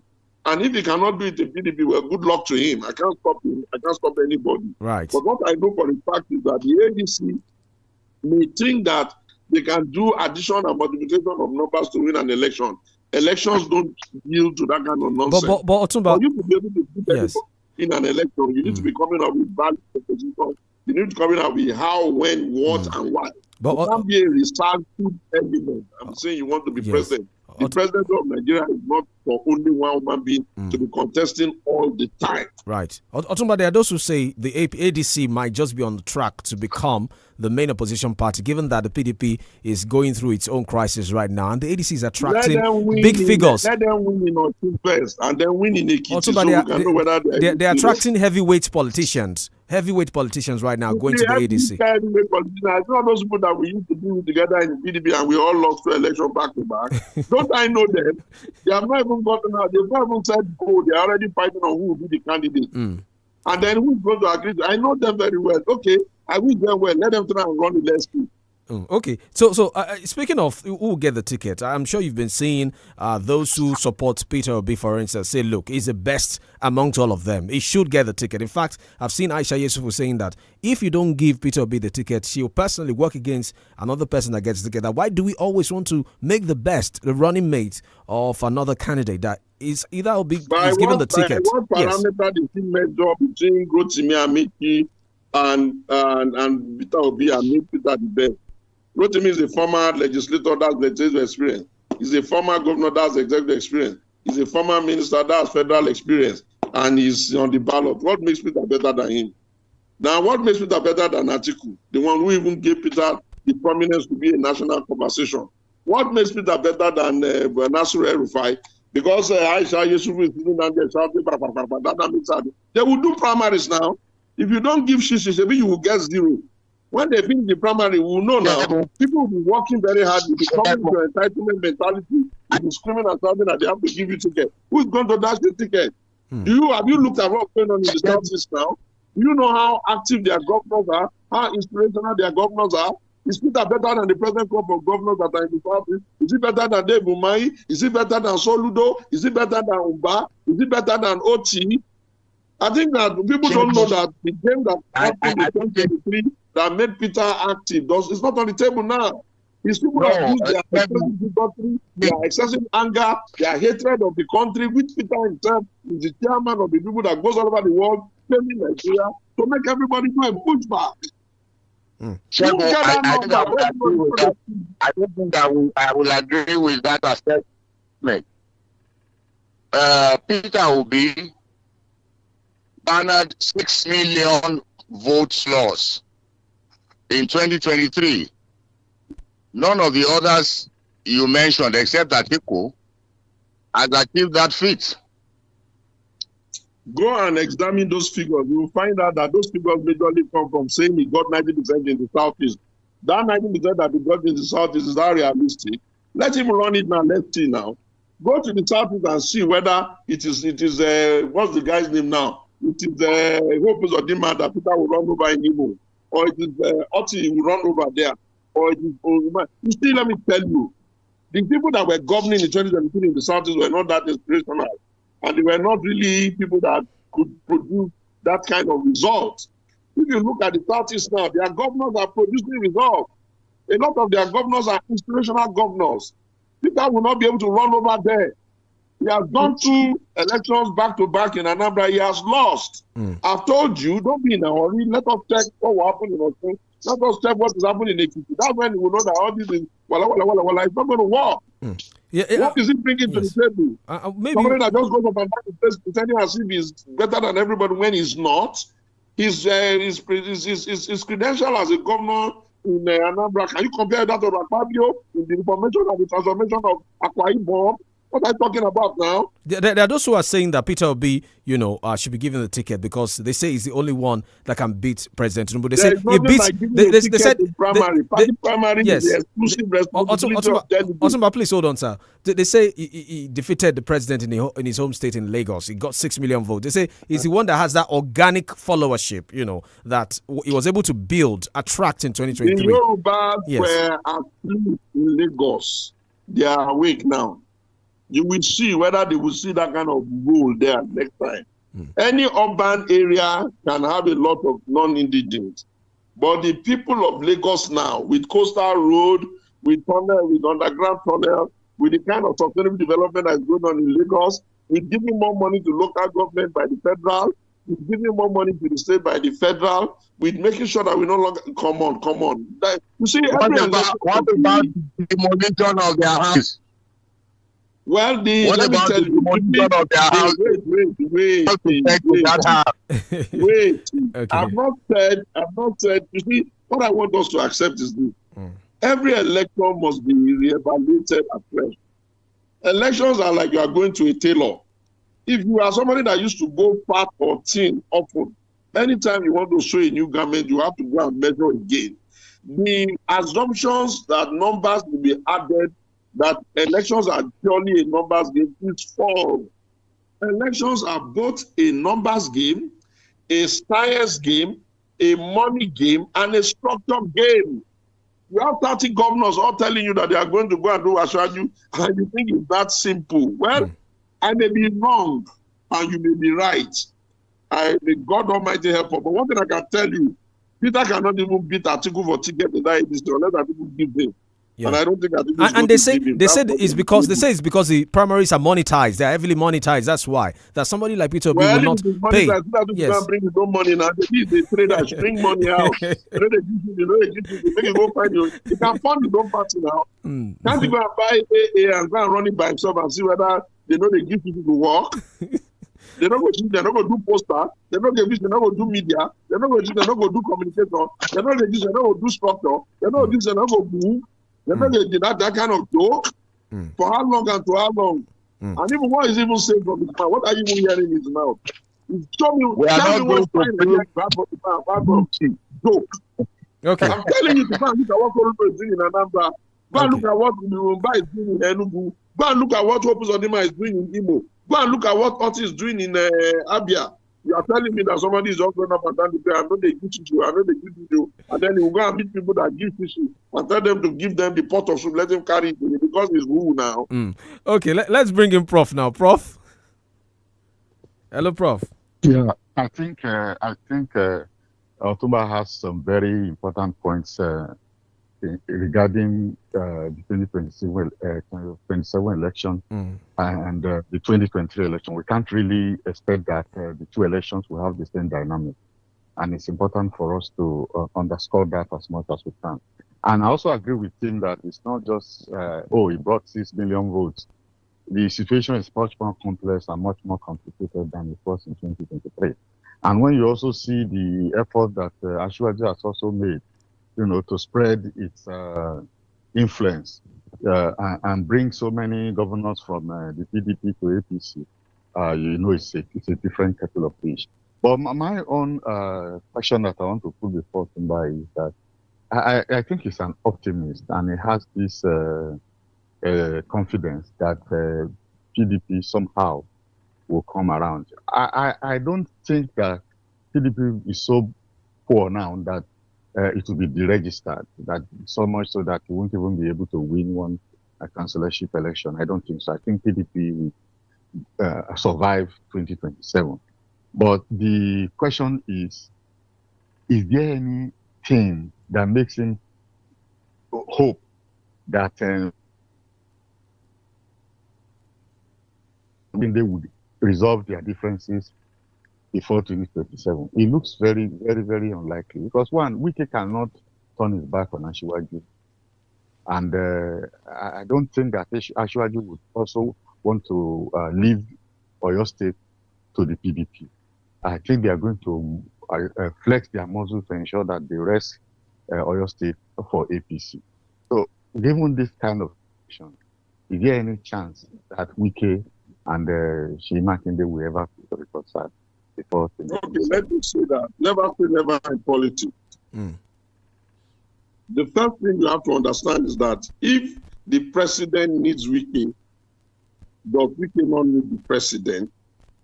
If the president begins to threaten Wike base, do you think Wike is a small politician that he will not be asking himself if PDP mistakenly dies when he won't run enter? Wike is not the kind of character that will go and start having, when he's already numero uno, alpha a male of PDP. He will now go and join a party that ordinary secretary will be issuing him memo. I know Wike more than you, he won't do that. So therein lies the desire of Wike also to make sure that PDP does not die. That's number one. Number two, we want to support president. We want to support Otumba, before number two. Otumba, before number two, sir. Please, let's take this break, sir. Before number two, so we'll come back to you in a bit. Do stay with us. We'll be back in a moment. You're listening to 32 FM 94.9. Start your day and have a good time. Kivo Krima. And where you need to have the break time. Kivo Krima. If not see, Papa Garita. Kivo Krima. Kivo Krima. Imagine this. You're listening to the radio. The phone rings. It's you calling in. Your heart's pounding. As I ask, what is the capital of Azerbaijan? Baku! Your answer is correct. 4 more questions, each one tougher than the last. Final question. How many sides does a dodecahedron have? Yes, you have just won 5,000 naira. This could be your child on the Smart Kids Show. 5 questions, 5 subjects, 5,000 naira. Don't let your child miss out. Tune in every weekday, Mondays through Fridays on 32 FM 94.9, 7:30 to 7:55 a.m. Join the Smart Kids team. This show is for kids between the ages of 5 to 11.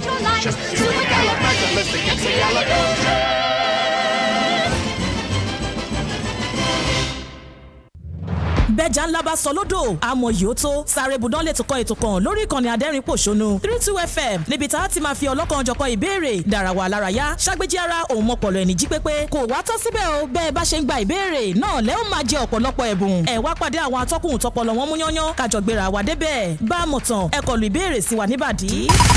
ẹ̀kan bá ń dákọ̀ àwọn tó ti ṣe gómìnà ńlẹ̀ Ìbàdàn yìí rí mẹ́ta péré tó wà láyé. ọmọge sáré budán ìwọ ńkọ́. ìbéèrè kẹfà. ẹ sáà mọ àwọn alífábẹ́ẹ̀tì ta nílédè Yorùbá. àmọ́ mọ́. ẹ mọ̀ ó yẹ mọ̀ ká àwọn alífábẹ́ẹ̀tì ta wá nílédè Yorùbá kẹ́ mọ́ bá mi fi àpẹẹrẹ sí mo fẹ́ wo bí ẹ kàdé. ẹ̀yin náà ti dámọ̀ nìyẹn ẹ pàdé wa láago 12:00 sáago 1 ọ̀sán ní gbogbo ọjọ́ Ajé Monday sí ọjọ́rú Wednesday lórí ìkànnì yìí sáré budán.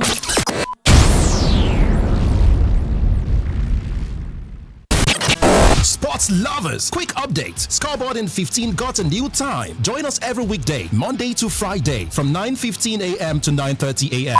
Scoreboard Reloaded, 3:30 p.m. to 4 p.m. And football stories on the pitch every Saturday for Premier League commentary with our partners, the BBC, from 3 p.m. to 6 p.m. All on 32 FM 94.9. Oh, yeah! Same sports gist, same sharp analysis. Just a new sport on your dial on 32 FM 94.9. win from over 80 million naira in cash and exciting prizes in the Golden Hunt promo. This promo, there's no need for advert anymore. Because my mom alone can hunt down any gist. How much more 80 million naira in prizes with the whole family involved? Naija, let the Golden Hunt begin. Just buy any Golden Morn Golden Hunt 30 gram or 45 gram promo pack. Look inside for a unique code and dial *8011*1# for a chance to win big. Promo ends April 15, 2026. Golden Morn. Make every day golden.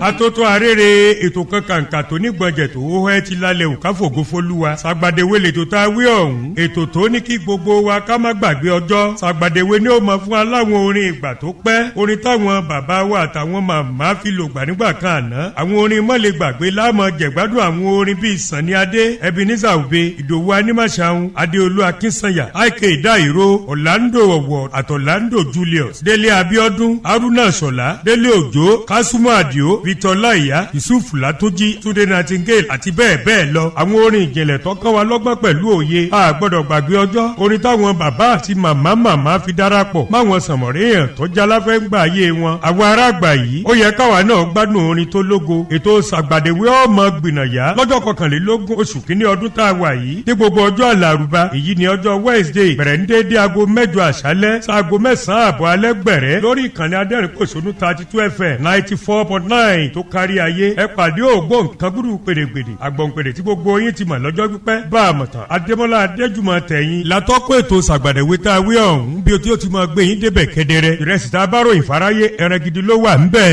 ẹ pẹ́ fẹ́ tó bẹ́ẹ̀.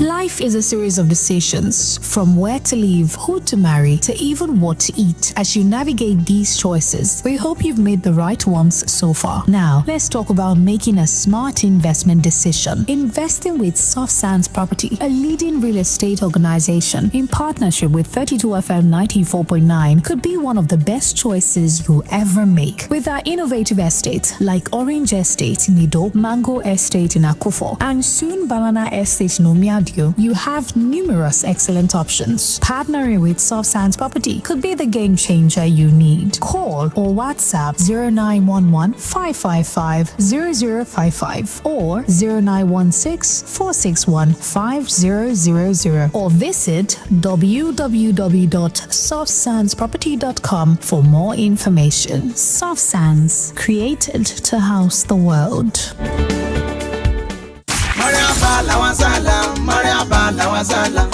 Ahlan wa sahlan famarhaba ya shaghal karim.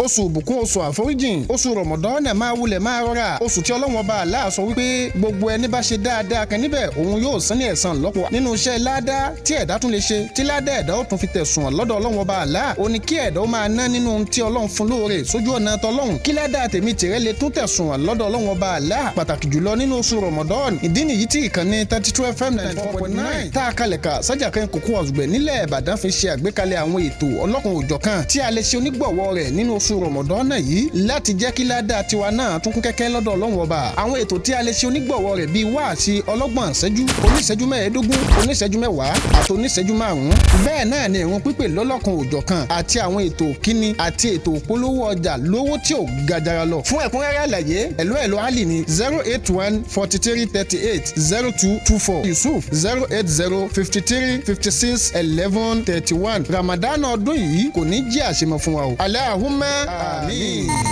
àwọn tí tún dòde oṣù Ramadan mọ́rí abá. Stay updated with the latest headlines. Catch an in-depth analysis of top stories making headlines across the dailies on Papers Review every weekday 6:30 to 7:30 a.m. and Saturdays 6 to 7 a.m. right here on 32 FM 94.9.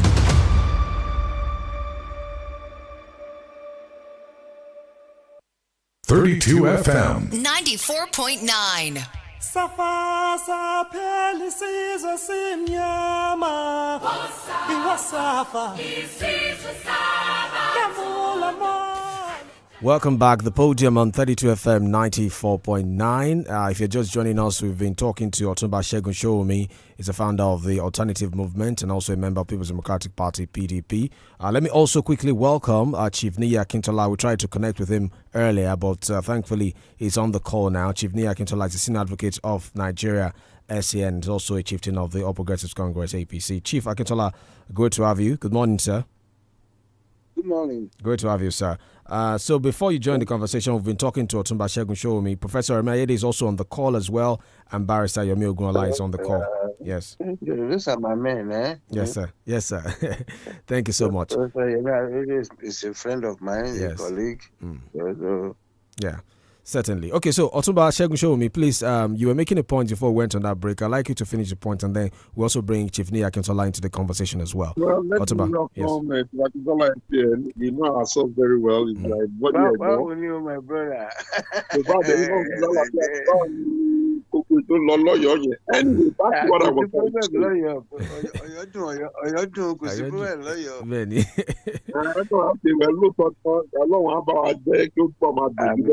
Now, like I was saying before Rakola came in, Yes, sir.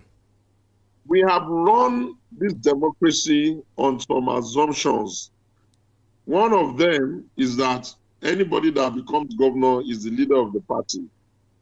We have now beginning to see the extent that we can go with that, and why it is in the wisdom of the previous leader, wherein you are a governor as leader of government, but the party has its leadership, shared in a collegiate of men who even made you governor in the first instance. That is really what is at the heart of our challenge. How we now metamorphose or scale up to begin to see that this thing may not work over time because we cannot be sure of the attitude, the behavior, the characteristics of the human. Four things make it difficult for us to manage them. Money, and more money. And these resources, we have seen that they only acquire it as a result of sitting on top of the Commonwealth. And depending on the level of generosity or assumed generosity of anybody, is able to amass a great number of quality people behind himself. And if you are not careful, you can have a situation where absolute power is corrupting absolutely. I have insisted that over time, reformation is the only way to scale up for the future.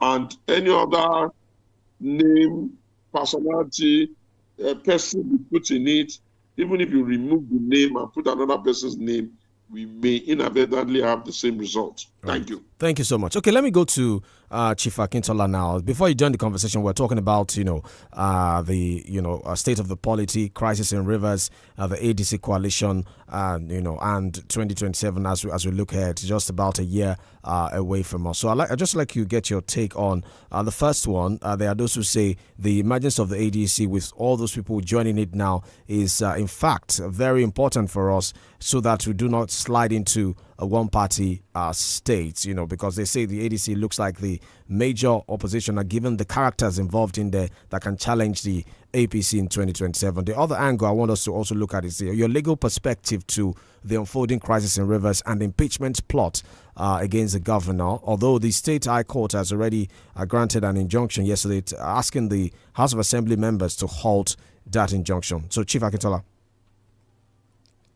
Well, let me appreciate the other contributors on the platform.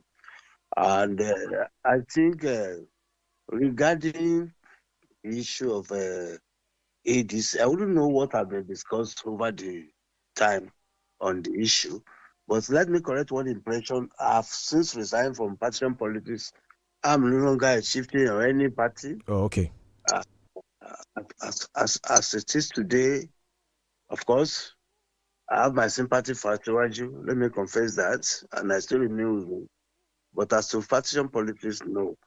All right then. I don't care who comes on board, provided Asiwaju makes a second term, because as a Southerner, we also deserve to have a second term, not just like other regions have had theirs.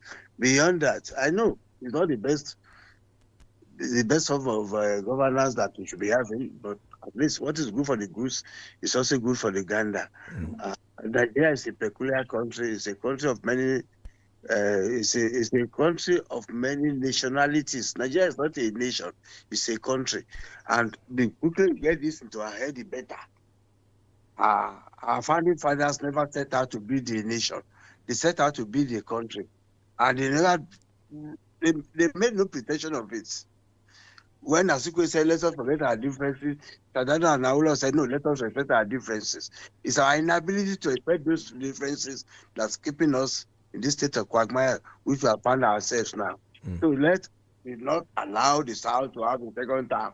That's my stake. Right. Now, regarding the issue in Rivers, of course, the state assemblies have the right to initiate this order, provided they set out, they meet all the conditions set out in Section 188. I recall that, to God be the glory, God gave me the wisdom. I was the first to reverse impeachment in this country. 𝐂𝐻𝐿 against 𝐔𝐷𝐿. I did that matter. And we succeeded in setting it aside for known advance to constitutional provision, especially as regards to court order that was made by Justice Bolaji YUSUF, now in the Court of Appeal. Because we got an injunction against the CJ, he had the processes we filed. He was a defendant in the matter. And when the matter came up, the Attorney General of the state gave an undertaking that nothing will be done over this. But the House proceeded further. And I will advise the Rivers State House Assembly to go and read that judgment of the High Court, the judgment of Bolaji YUSUF, the order, setting aside everything that was done. So before even got to Court of Appeal and eventually Supreme Court, the impeachment has been set aside. So they must know that as we speak, there's a subsisting order, whether genuine or otherwise. Court order, court judgment must be obeyed, irrespective of your feelings, irrespective of your take on it, until it is set aside. If that order remains in force, whatever step they take from that moment will be declared a nullity. They must take a cue from what happened in Kuju's case, otherwise known as Ladoja's case. Having said that, I listened to my brother, Chief Showumi. Chief Showumi is an experienced politician, and he has been in the system for long. We recall that during the era of MPN, the chairman of the party, Chief 𝐃𝐈𝐒, was the leader of the party. But when we embraced this Fourth Republic, it was General Obasanjo that changed the system. And it was, just from the leadership of the party changing them as you change your on this, and the party lost its seat. Obasanjo was all in all as the leader. And over the years, every other political party has taken the cue over that. Before then, nobody in the UPN dare do anything outside the province of what Awolowo set out to achieve. But MPN was a different kettle of fish. But in the Fourth Republic, everything changed. The governors are now the leaders of the party in their respective states. But that cannot work. There's a saying in Yoruba, there is no point deceiving ourselves that a president is the leader, the governor is the leader. In some states, it cannot work. Like in my state, Oyo, no governor can be all in all. You must carry the gatekeepers along. Without the backing of the gatekeepers, you are out. And the gatekeepers are so many, and they are scattered all over the state. For instance, if you cross the line against our own number, our Kabiyesi in Ibadan, you are a gunner. Of course, if he's not a politician, he's not supposed to be a politician, but every politician in the state knows the importance of our traditional rulers. And if we check it out, the historical background of the political dynamism of the West, you will discover that in 1960, Action Group was in power in the West. Yeah. Awolowo and Akintola fought by 1962. The year that for the election that followed, they lost it, 1964. Then the military took over in 66. Of course, Awolowo came back in 79 through UPN. By 1981, 2 years, it's as if it's a cause. 2 years after, they started fighting 𝐔𝐈𝐒𝐄𝐑, Afolabi, Umichade, and the rest of them. Yeah. And of course, the election that followed 83, they lost. As if that was not enough. The military came back in 1983, December, and by the time we came back again under this dispensation of 1999, the AD was in charge of the West. Happened to be the legal advisor of the party. Under our first chairman, Mama YUSUF, later Abdul Kadiri, Abdul went and took appointment under Obasanjo and became social advisor, and we took the party away from him again, and of course handed it over to 𝐾𝐈𝐒. From 𝐾𝐈𝐒, it landed on the hands of the party landed in the hands of Chief 𝐔𝐶𝐾𝐑, and from there to Yegu. So by 2001, there were skirmishes within the party again, and of course, some people in their wisdom went and brought Olufalaye, who was a non-party person, a technocrat, and they wanted to impose him. And of course, those of us from Oyo and Osun resisted that. We formed YCE, Yoruba Council of Elders, as against Afenifere to counter that. And we all knew what I'm an Igbo boy. I still remain Igbo boy till tomorrow. Even in death, I still believe in 𝐷𝐻𝐻 so much. And of course, even though he was trying to party and say, look, but there are some of us, the young thugs, that will not take that. And the crisis snowballed. And by 2003, we've lost election in the Southwest, except Lagos. So you can see the trajectory. Yeah. From 1962. That has been two years interval. And of course, my friend is on this platform. I've been wondering why those of you who are political scientists and sociologists now have not been happening on this. That look, something fundamental has been happening to the progressives by the trajectory of politics in the Southwest. And so to that extent, there is no way anybody could arrogate to himself its own authority in political landscape of Oyo State in Osun. Yeah. That the PDP and the one ruling Oyo and Osun today. It's not by accident. It has historical background for those who care to study the political arithmetic of the West. Certainly. Yeah. So it has historical accident. Now, in speaking about having a one-party state, there can be no one-party state in Nigeria. If you're under the military, Nigerians are very, very, they are good conversationalists. Nigeria cannot just tolerate. People have forgotten that we have over 300 ethnic nationalities in this country.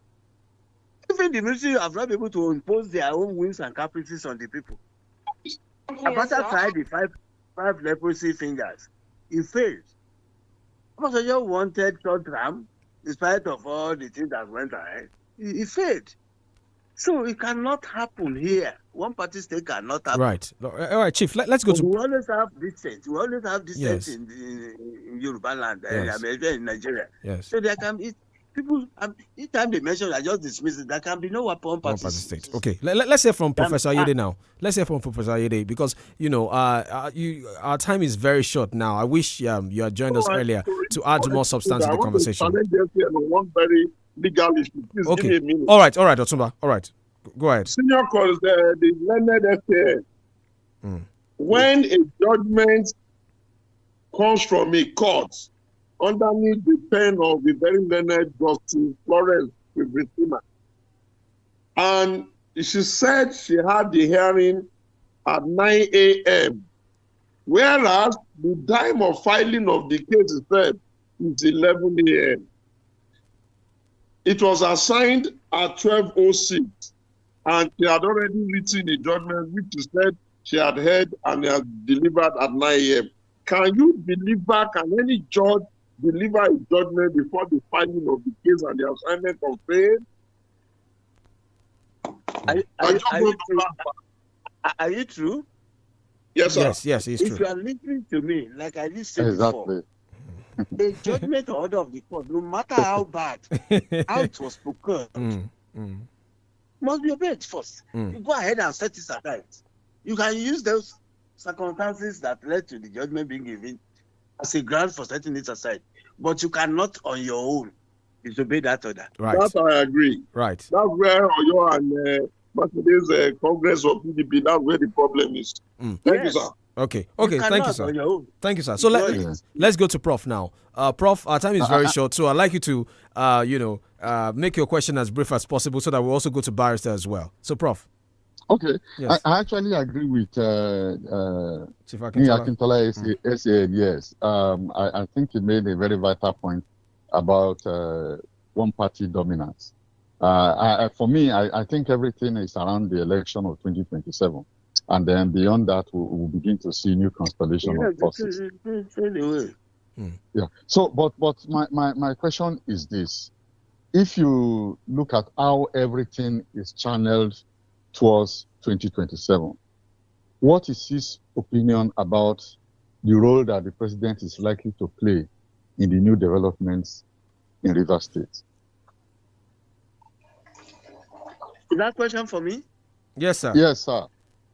Well, many people don't appreciate the enormity of the powers of Mr. President under the constitution we are operating.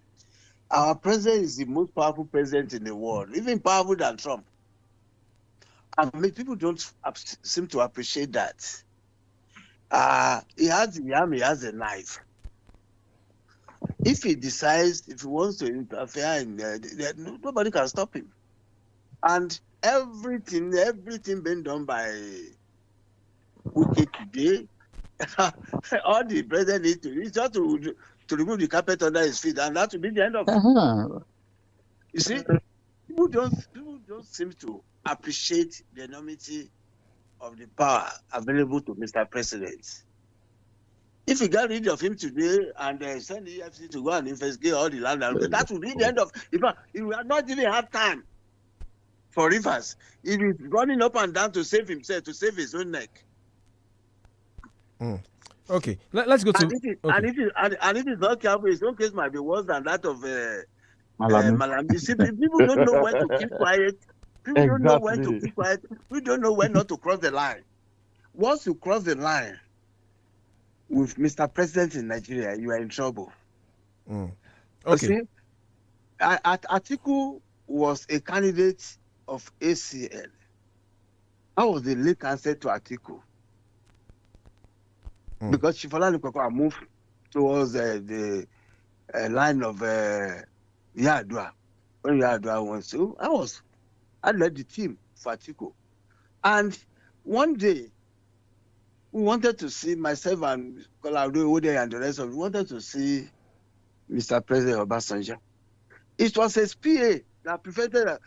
His PA was telling Atiku to her face that he could not do this, he could not, and that PA was no other person than Fani Kayode. So you are powerful in government as the president wants you to be. Absolutely. You are powerful in the state government as the governor wants you to be. The governor can make a PA more powerful than the deputy governor. He can make a special assistant more powerful than the president, depending on the mood and the direction of Mr. President or Mr. Governor. So, what is happening today? The president has the power to douse it if he wants to. People will shout that's unconstitutional, you know that. But he has enormous power at his disposal. Don't let us destroy. Right. Let's go to Barrister Ogunola now. Barrister? Yes. Thank you very much. Let me welcome my Baba, the learned silk, to the panel. Welcome, I know time is well spent, but I want your opinion on an issue that appears to be trending, and that is with respect to disinvestment by America in our security. We understand the American government is spending about 400 plus million to help us fight insurgency in Nigeria.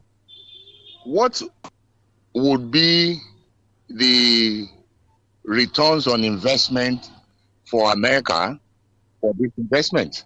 And secondly, Nigeria, we also understand, invested $9 million for lobbying in America. Again, what effect, if any, will this have on Nigeria's security situation and the economy? And I want my noble learned silk to answer this question first, and Shegun to also answer after we have gotten my Baba's position. But let me start from where you stopped. On the issue of lobbying, spending $9 million, let me say straight away that lobbying is a profession on its own in the Western world. There are people whose main profession or occupation is there towards getting things done, lobbying government officials, even in the business world, you have it. But that's where, even in Nigeria, we have finder's fees. If somebody facilitates your getting a contract, you get finder's fees. That was unfortunately the truth. The example I want to give, the two actors are late now. Many of you will remember the tale of Night to Chief Bode Akindele, the Man and Dollar Group. Happened to be the cancer to Chief Bode Akindele. And Chief Bode Akindele paid $211 million for the sale. But it could not go through because the finder's fees could not be paid. Awujale was the one that facilitated it. And that was what caused the rift between him and Chief Bode Akindele until their demise. The whole chief claimed that he borrowed money from the bank. He could not do PR. But what of somebody who facilitated? You're finding it. So in the same vein, the lobbyists in the US or in the Western world take that as profession and they must get paid for it. And in every democratic setting, even in the UK, you have people whose role is just to lobby, to get things done and what have you. We are here to develop to that level in Nigeria. So there is nothing sacrosanct, there is nothing strange about it. People have lobbies and in the Western world, in a democratic setting. Right. And $9 million is not too much for, if you don't know the number of lobbies they engage. I think that's the tension between America and Nigeria. And I think it's a commendable effort on the part of Mr. President. Right. Okay, let's go to... Okay. Now, the second aspect of your question. The second aspect of your question relates to investments. Of course, countries do invest, even organizations do invest in countries. The IOC, this organization, OIC, Organization Islamic something, have been building roads in Nigeria. You are not asking, they spend more than 400 million building roads in Nigeria. If we are going towards Ife now from Ibadan, you see this road is being controlled by Sukuk and what have you. See, there's nothing strange. It depends on the country, on how they are able to manage and unless resources are available to people shout, why are they coming to? Let Americans come. If that will bring the peace. I mean, you can imagine as it is today, even the bandits know that they are on siege. They know there are challenges ahead of them. Right. And okay, Chief. Whatever. I mean, I welcome American intervention. Yes. If that will bring peace. Right. There's something strange about that. Chief, we have about 3 minutes left, so let's go to Otumba now to also give his take as yes. You know, one of the major challenges of the Bola Tinubu presidency is that their presidency is a tad too lousy. When you employ a lobbyist, it's supposed to be something so hot, so that the lobbyist does not get into a name and shame situation in Washington. The Buhari government had a lobby, and nobody knew them. Only those who are interested in these kinds of things. So, in the first instance, it is administrative carelessness that their own processes are easy to be, to come to the public like that. In terms of the figure, the federal government could not have given that money at once. I feel that people have only estimated the total value of the project, and then they are running with it. Nigerians can be dramatic like that. In terms of whether the Americans should come or not, nobody is going to allow Nigeria to constantly have a narrative and headline news of killings and helplessness running to almost 20 years. After some time, some serious nations can say, okay, we've had enough. And right now, they are providing strategic support. I pray and hope that they continue to enjoy good relations with the Tinubu administration, because that particular government has the capability to stamp its feet down and insist on regime change. We are men from Yoruba land. We want to defend the 8 years, and we do everything humanly possible to continue to support. Other than that, I will just say, a nation and the presidency is as respected as to the quality of men that you gather around and call your cabinet. I want to believe that he has not put together an A-list cabinet, but the prerogative of appointment are all his. May God help him, and may Nigeria be great. Right. Thank you so much, Otumba Segun. Thank you, Chief Niyi Akintola, SCN. So we're wrapping up now. Prof and Barrister, final comment as we wrap up with our two guests this morning. Prof?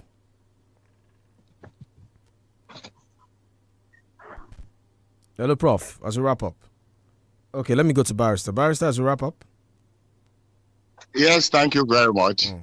I have a one duty this morning to make two giants laugh. But let me attempt it.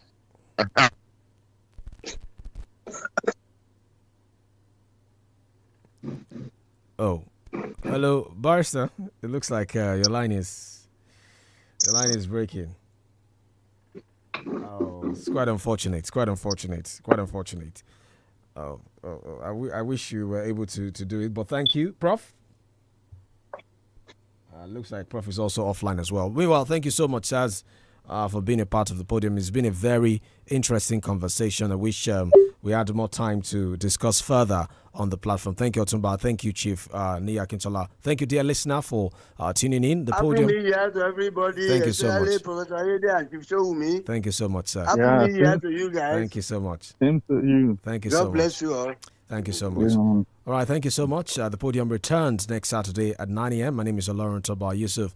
Special thanks to my producer, 𝐿 Enjoy the rest of your weekend. Bye for now.